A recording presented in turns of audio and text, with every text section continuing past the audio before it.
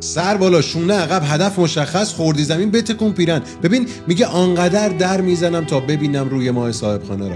نمیگه 10 بار، نمیگه 100 بار، عدد نمیگه، میگه آنقدر در میزنم. این آدم پرروه. تو اقتصاد امروز، تو بحرانایی که وجود داره، تو وضعیتی که هممون بهش آگاهیم، فقط پررو بودنه که جواب میده. یعنی من اگر زمین خوردم دوباره بلند میشم و دوباره بلند میشم و 3 بار، 4 بار، 10 بار، 100 بار، 1000 بار. اصلا شانس موفقیت من 1%.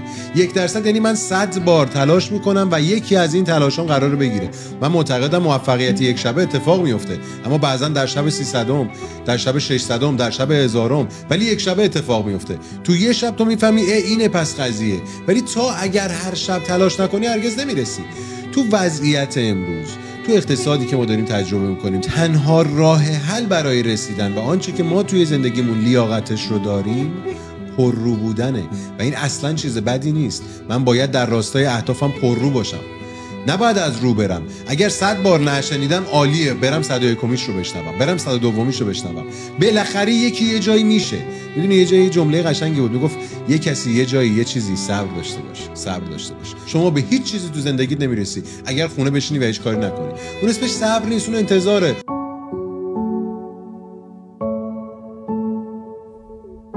به نام خدای معجزه ها. رفقا سلام، من برهانیم، عضو کوچیکی از خانواده مشاوره و برنامه‌ریزی کنکور آباد و اینجا سوخت جته.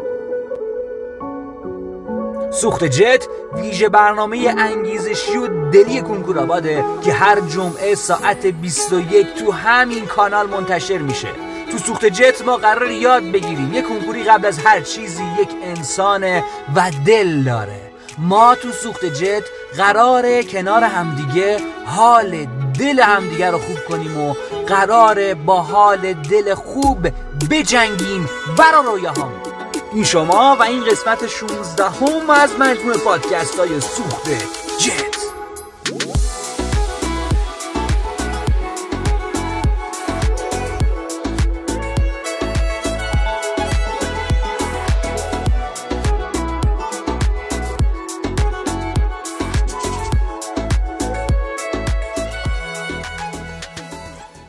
نه اینکه نخوام دیگه تلاش کنم ولی آدم خب یه وقتایی زخمی میشه دیگه.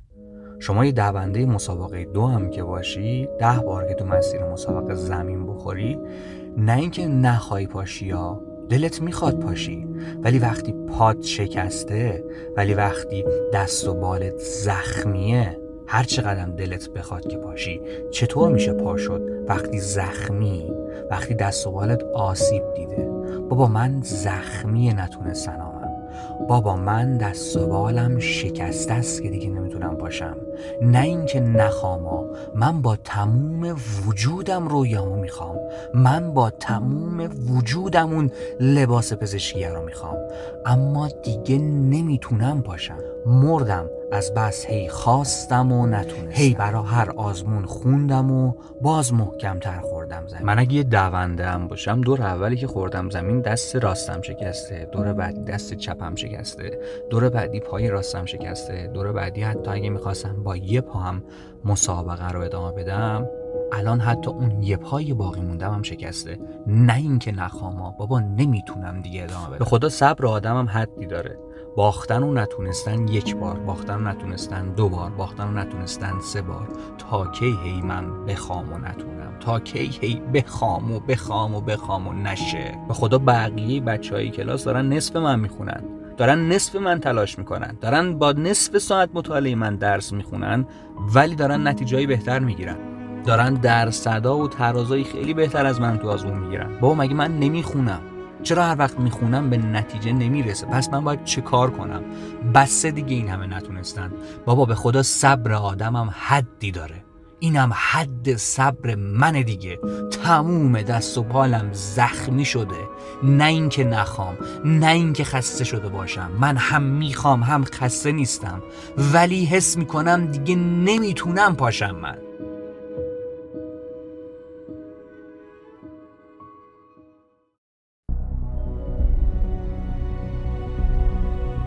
دستات زخمیه، باشه. پاهات هم زخمیه، باشه. نمیتونی پاشی و بازم بدوی واسه اهدافت باشه. سینه خیز که میتونی بری، حتی شده سینه خیز برو به سمت اهدافت، ولی برو و جا نزن. ببین رفیق من، تو مسیر رویاها و اهدافمون ما باید تحت هر شرایطی و تحت هر قیمتی به مسیرمون ادامه بدیم. ما اونجایی نمیبازیم که فکر میکنیم ممکنه نشه، ما اونجایی میبازیم که دست از قدم بعدی و برداشتن برمیداریم. کسی که تلاش میکنه حتی به قول تو با دست و بال زخمی، به هر حال حتی اگر امید و درصد و موفقیتش کم باشه، ولی به هر حال 1% هست. حتی اگه احتمال موفقیتش 1% هم باشه، باز هم اون 1% وجود داره برای کسی که تلاش میکنه، برای کسی که میجنگه برای رویاهاش. اما اونی که دست از تلاش کردن بر میداره، اونی که قدم بعدیه رو به هر دلیلی بر نمیداره، حتی اگر احتمال موفقیتش 99% باشه هم، بازم شانسش رو از دست داده. چرا؟ چون شاید حواسش به جای اون 99% به اون 1% احتمالی بود که ممکنه نشه.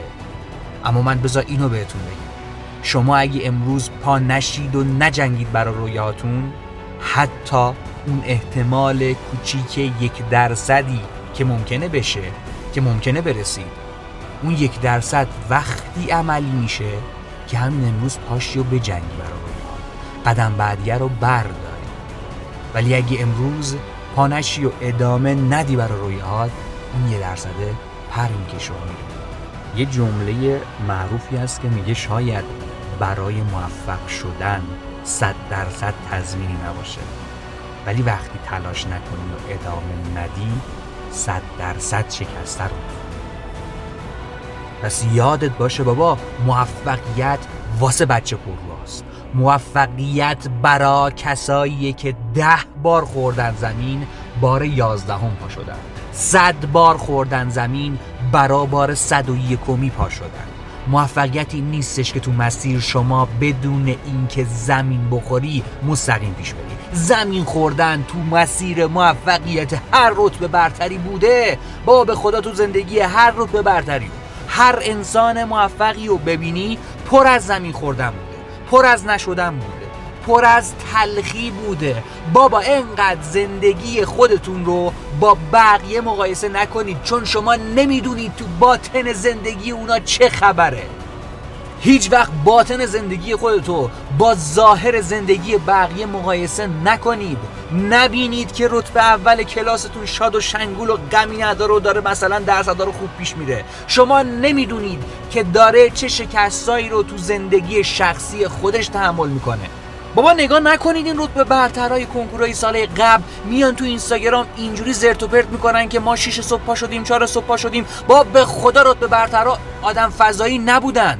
بابا به خدا اونا هم مثل تو یه روزی یه جایی تو ناامیدترین لحظه ممکن بودن، تو تلخترین لحظات ممکن بودن، داشتن شبای تلخی و سپری میکردن. بابا به خدا اونا هم گریه کردن، به خدا اونا هم اشک ریختن، به خدا اونا هم شبای تلخی رو گذروندن.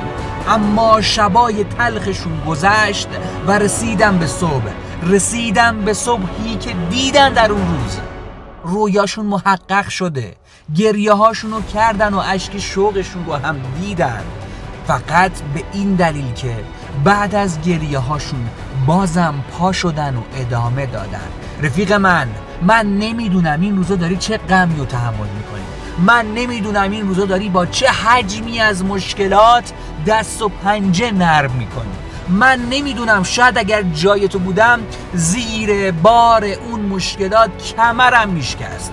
اما به خدا باور کن، اگه قدم بعدیه رو برداری، اگر ادامه بدی، یه روزی به عقب نگاه میکنی و میگی اصلا فکرشو نمیکردم من انقدر قوی باشم، اصلا فکرشو نمیکردم همچین کارایی از دست من بر بیاد. پس اگر زخمی، پس اگر زمین خوردی، بازم پاشو، تو رو خدا بازم پاشو، بابا رویای تو به تو برای محقق شدنش نیاز داره. تو یه جنگیدن به این رویا بدهکاری، تو یه جنگیدن به اون صندلی دانشگاه، به اون چیزی که میگی آرزوته، عشقته، هر چیز دیگت هست، تو یه جنگیدن بهش بدهکاری. بابا برا رسیدن باید جنگید، برا رسیدن باید با تک تک سلولات، با تموم وجودت بجنگی براش. با تلاش معمولی و صبح و شب گذروندن که نمیشه. اگه قرار بود با تلاش معمولی، اگه قرار بود با درس خوندنهای معمولی، اگه قرار بود با گذروندن روزمرگی‌های معمولی بشه که برا همه میشد. من نمیدونم معنی جنگیدن برا زندگی تو چی میشه، ولی قطعا خودت میدونی بهتر از هر کس دیگه میدونی که معنی جنگیدن برا رویای تو یعنی چی. جنگیدن برای یکی کم کردن خوابشه، جنگیدن برای یکی کم کردن کار کردن با گوشیشه، جنگیدن برای یکی فاصله گرفتن از دوستای سمیشه.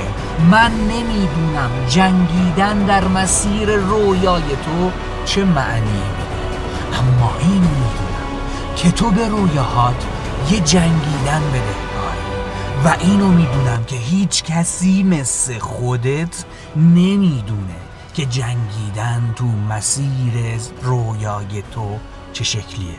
رفیق من، بجنگ برا رویاهات، بجنگ برا رویاهات و یادت باشه تو به این رویا یه جنگیدن بدهکاری.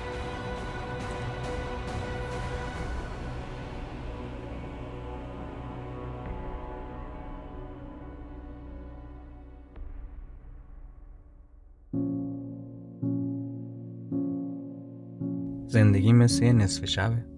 حس میکنم من اون توپ پنچر گوشه ی حیاتم که تو یک نصف شب تاریک کنار حیات تنها موندم. حس میکنم اون شب تاریک بارونی هم است.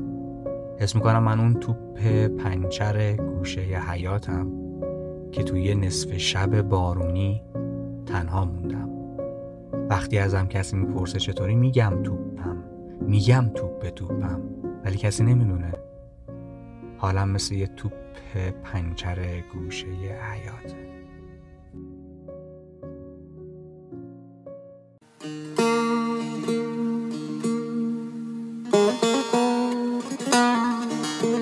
رفیق اشتباه نکن. بله نصف شبه، بله خیلی تاریکه، بله تنهایی، بله بارونیه، طوفانیه، رعد و برقای خیلی ترسناکی هم میزنه. ولی تو این شب تاریک بارونی تو اون توپچل تیکه پنچر گوشه ی حیات نیستی. تو این شب تاریک بارونی تو یک گل خوشگل تو گوشه ی حیاتی که خدا آسمونو گریونده که لبخند به لبای تو بیاره. خدا آسمونو گریونده که تو دوباره فردا صبح طلوع آفتاب رو درخشانتر ببینی. یادت باشه خدا چنان حواسش بهت هست که یه وقتایی یه آسمونو به گریه میندازه تا یه گل بخنده. رفیق من، تو گل خدایی. رفیق من، حواست باشه که خدا حواسش بهت هست. داره جنگیدناتو میبینه، داره تلاش کردناتو میبینه. بهت میگه اگه کسی نمیبینه مهم نیست، مهم منم که از رگ گردن بهت نزدیک ترم. من هواتو دارم، چی کار به بقیه داری؟ بجنگ، تلاش کن، مطمئن باش تو دنیای خدا تلاشات بی نتیجه باقی نمیمونه. یادت باشه ما تو پیج کنکور آواد نزدیک 60-70 هزار تا فالوور داریم. از بین اون 60-70 تا هزار فالوور یه تعداد کمیشون تو کانال ما عضو میشن. از اون تعدادی که تو کانال ما عضو میشن یه تعداد کمیشون پادکست های سوخت جت رو به صورت مرتب گوش میدن. شاید تو امشب داری اتفاقی این پادکست رو گوش میدی.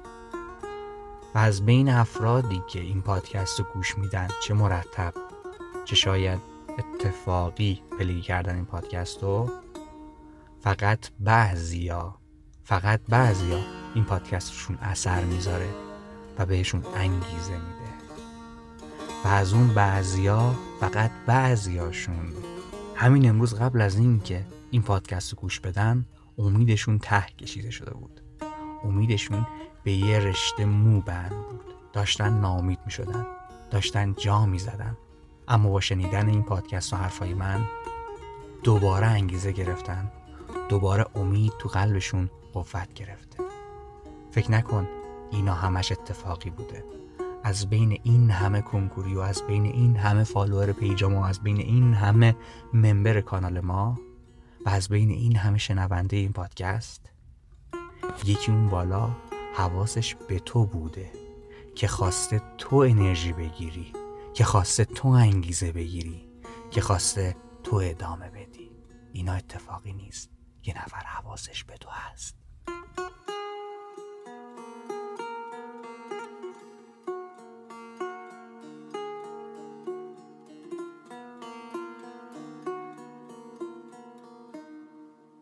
به عنوان جمله آخر پادکست این هفته میخوام یه شعر بهتون هدیه بدم از اون یادگاریایی که میخوام بنویسید یه جا تا آخر سال کنکورتون چشتون بهش بیفته. راه اگر سخت، اگر تلخ، ولی میدانم آخرش لذت نابیست اگر صبر کنم.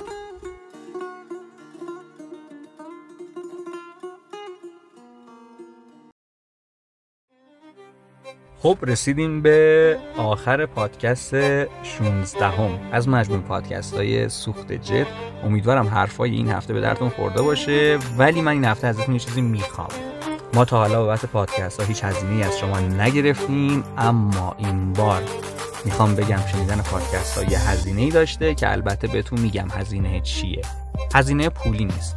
از شما به عنوان شنونده این پادکست، مخصوصا اگر این پادکست رو دوست داشتید، یه تقاضا دارم. یه نفر از دوستا و همکلاسیاتون انتخاب کنید و سعی کنید طی این مدت که باهاش در ارتباطید، حالا اگه دوستای نزدیکتون باشه که چه بهتر، سعی کنید بهش انرژی مثبت بدید. سعی کنید کنار حال دل خودتون حال دل اون آدمو هم خوب کنید. مطمئن باشید انرژی مثبت وقتی تقسیم میشه به شما هم میرسه. مطمئن باشید اگه چراغ خونه همسایه‌تون روشن شه، خونه شما هم روشن میشه. حالا من نمیگم الزاماً سوخت جت رو براش ارسال کنید. سوخت جت رو ارسال کردید که کردید.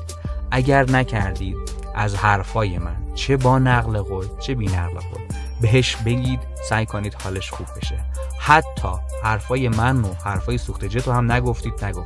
سعی کنید هر جوری که میتونید حال دل یه نفر رو تو این هفته تا هفته بعدی سوخت جت خوبش کنید و به اون انرژی مثبت بدید و مطمئن باشید انرژیش به شما هم برمیگرده. میخوام اسم اینو بذارم جنبش سوخت جتی ها.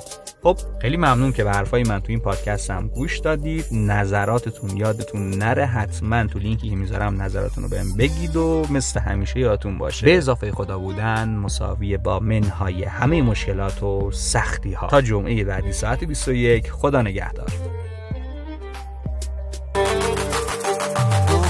از اول از زیر صفر دوباره میریمش، نیستم اهل موندنی که بو خدافزی میده. تا تکونی ندی دعا نمیگیره، یه نم سنگین بریز دیگه دوتا ببینیمت. بزدم بیرون از خونه هرچی بود، اولش با هم میرفتم و دلم عقب میموند. بیرون خونه یه چی دیگه ستا نرفتی توش، هرچی فوت کردیم خونک چه باز دهن میسوخت. دقوق سگ تا سوت و کل شب و دیدم من، تنهایی تو جمع دوره همو دیدم من. دیدم سر دوزاب سر همو میزنم، گذاشتمشون یه طرف و خودم و یه طرف. وقت دیدم اینا کجا نما کجا، ما صافیم و اینا صاف نمیشن با او تو و خواب. پشت قدیمی شده دیگه همه تو رو دوتا، نفهمی ضرب فنی میکنن تو مشت و مال. لگه کلت توش خراب رد کن، یه نفری وایسا با خودتو کف برشه بغلی طرف مفتو بسا مردم بزنن تو خودتو بکش جلو هر طور که بلدی. زینتو صاف کن سر تو بالا بگیر، نشون بده بره هر عملی آماده. فقط جای آدم آماده رو کاناپنی، اگه مسیرت سمت رفتن بیا با ما بریم. قبل اینکه بدی ببین برای چی میری، به چی قراره برسی که پشم چی میری. نمیخوام ببینم رفتی و تش پیچیدی، یه رو بالاخره اوضاع خوب و همه میبینیم. با همش وایسادم برای داستان نویسم، داستان دارم تو رو همه دست گلا رو آب دادم. حالا بگو تو هم هستی با میانه، خدا رو شکر هنوز روی خاکم نزیر شهر رو که پا میشم میگم روز آخر همینه. کسی معنی زندگی و تو کتاب نفهمیده، چت شاید خبر خوب تو سکانس بعدیه. تا حالا چند دفعه با سر رفتی تو در، چقدر یادت دادن اونا که کمتر میدونن. ببین چیزایی که نداریم هم دستمونن هستن که یه دلیل برای رفتنمون شن. حالا پایه یه بار دیگه بریم از اولش، حاضری دیگه نپرسی کی بهتره منه. بچه را رفتن و نمیفهمه تا 20 قدم نره. این ترس لامصب و بگیر سرت تنش تا اونجا که قرار داریم راهی نیمن. اون که فکر برد یا اون که بازی میکرد. بابا مشتایی تو خودشون شاکیلیدن پای پیچم، حتی بهتر از 100 تا واسطه میپیچن. هرکی هرچی گفت شب جاش دمه دره، بسا فکر کنن که کم داشتی یه نمه. اینا گیر باشی فرداش میرسن، اصلینه که همشو برداشتی یه تنه. کام خوب بگیر بده تو جوری که بعدش بگی آخ حاجی ترکون. خودتو بزن به فاز خودت گره کورم باد بکن به کوه برسونا از اول. قبل اینکه بری ببین برای چی میری، به چی قراره برسی که پاشم چی میری. نمیخوام ببینم رفتی و تش پیچیدی، یه رو بالاخره اوضاع خوب و همه میبینیم. با همش وایسادم برای داستان نمیسام داستان دارم. تو رو همه دست گلا رو آب دادم، حالا بگو تو هم هستی بام یا نه.